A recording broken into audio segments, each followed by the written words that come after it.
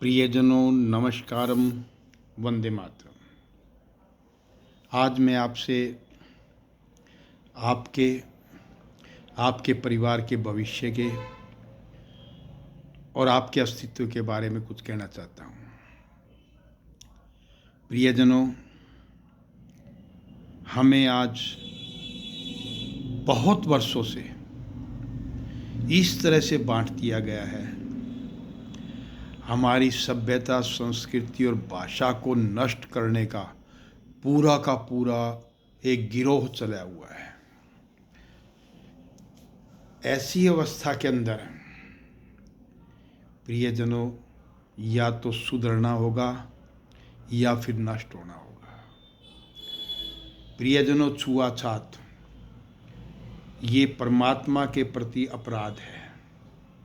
क्यों है अपराध? ये जो जीव हैं, जीव आत्माएं, मूल जीव आत्माएं, उनका स्वरूप थोड़ा सा हिस्सा, हम उसका एक अंश है परमात्मा का। परमात्मा सर्वव्यापी बताया गया है, उनका स्वरूप है।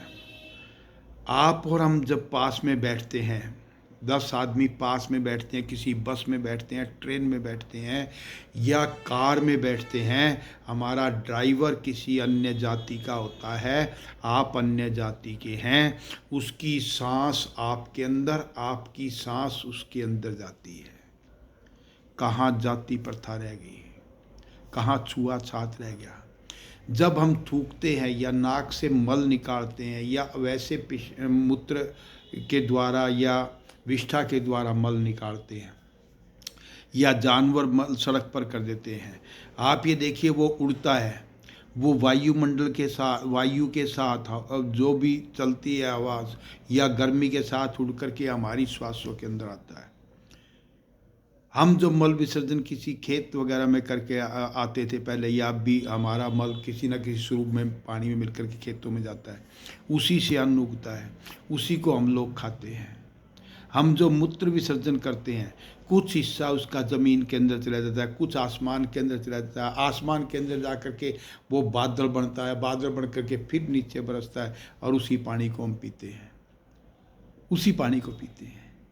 तो मेरा कहने का तात्पर्य ये है कि आप और हमारी जो प्रकृति इन लोगों ने बांट दी है, चाहे वो किसी भी ने बांटी हो, दोषारोपण करने से कोई फ़ायदा नहीं होता।